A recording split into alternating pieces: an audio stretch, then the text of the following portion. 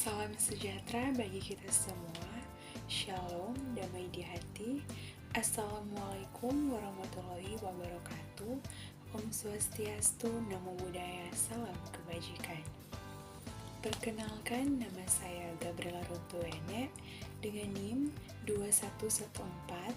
2114201053 dari kelas A2 Keperawatan semester 3. Maksud dan tujuan dari pembuatan video ini adalah untuk memenuhi tugas ujian akhir semester pada mata kuliah Patofisiologi Kegawat Daruratan dengan dosen pengampu Nurse Engri Nindi, Eskop MKas. Pada saat ini, saya akan menjelaskan tentang bagaimana saudara menghadapi kasus kegawat daruratan. Sebelum kita lanjut, kita perlu mengetahui apa itu pertolongan pertama pada gawat darurat. Kemudian ada tujuan pertolongan pertama. Yang pertama, menyelamatkan nyawa korban. Yang kedua, meringankan penderitaan korban. Yang ketiga, mencegah cedera atau penyakit menjadi lebih parah. Yang keempat, mempertahankan daya tahan korban. Dan yang kelima, mencarikan pertolongan lebih lanjut. Kemudian, bagaimana cara melakukan pertolongan pertama gawat darurat? Tentunya kita mengikuti algoritma dasar pertolongan pertama gawat darurat. Yang pertama, pasien tidak sadar. Dan yang kedua, pastikan kondisi tempat pertolongan aman bagi pasien dan penolong. Yang ketiga, beritahukan kepada lingkungan kalau Anda berusaha menolong. Dan yang keempat, cek kesadaran pasien. Kemudian, bagaimana cara mengecek kesadaran pasien? Tentunya dengan mengikuti metode AVPU. Yang pertama itu A, alert, mengecek kesadaran korban. Jika korban tidak sadar, lanjut ke poin V atau verbal.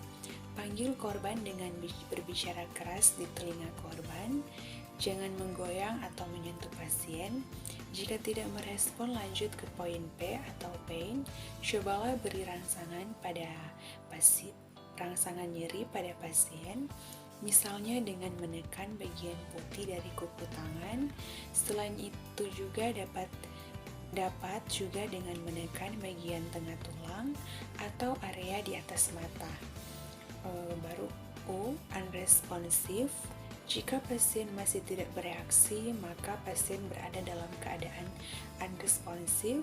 Dalam keadaan ini, seperti ini, segera panggil bantuan dari pihak medis. Dan yang terakhir, bagaimana cara meminta bantuan pada petugas medis? Yang pertama, telepon ambulans setelah melakukan pertolongan pertama. Tapi jika ada 2 orang atau lebih, minta tolong ke orang lain untuk menelepon sementara Anda memberi pertolongan. Yang kedua, ketika meminta tolong orang lain memanggilkan ambulans, jangan teriak tanpa arah, teriaklah pada satu orang yang spesifik. Lebih baik orang yang pertama kali Anda lihat, teriakan tanpa arah akan membuat orang lain bingung. Yang ketiga, saat menelepon ambulans untuk meminta bantuan medis, beritahukan jumlah korban, kesadaran korban atau sadar tidak sadar, perkiraan usia dan jenis kelamin, tempat terjadi kegawat daruratan. Pada kasus gawat darurat akibat kecelakaan, walaupun Anda berniat baik menolong, sebaiknya jangan asal memindahkan pasien korban kecelakaan. Memindahkan pasien gawat darurat dengan cara keliru bisa beresiko fatal, bahkan meninggal. Demikianlah penjelasan saya mengenai materi kegawat daruratan ini. Mohon maaf bila ada salah kata dalam penyebutan, mohon dimaafkan. Semoga video ini bermanfaat bagi kita semua. Sekian dan terima kasih. Selamat datang di Universitas Pembangunan Indonesia Manado yang terletak dekat dengan kawasan bisnis Bahu Mall Manado. Tempatnya di Kelurahan Bahu, lingkungan 3 Manado, sangat strategis di pusat kota Manado. Dibangun di atas lahan seluas 2,5 hektar, Universitas Pembangunan Indonesia Manado berdiri megah dengan ruangan 7 lantai, terdiri dari ruangan kelas, ruangan kantor, perpustakaan, laboratorium komputer, laboratorium keperawatan, pengadilan semu, dan laboratorium bahasa, kantin, serta rooftop di lantai atas.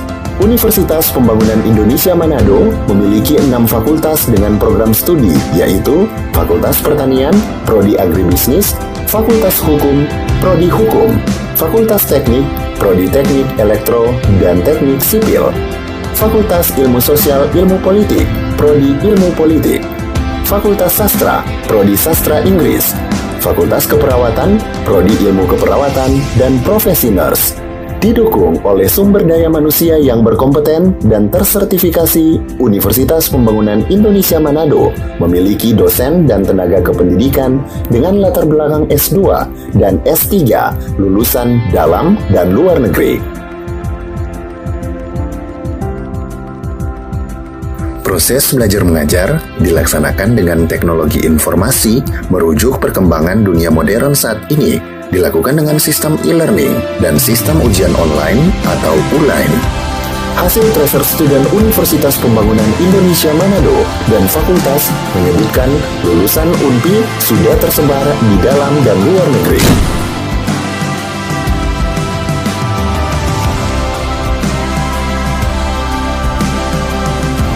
Selamat bergabung putra-putri terbaik bangsa.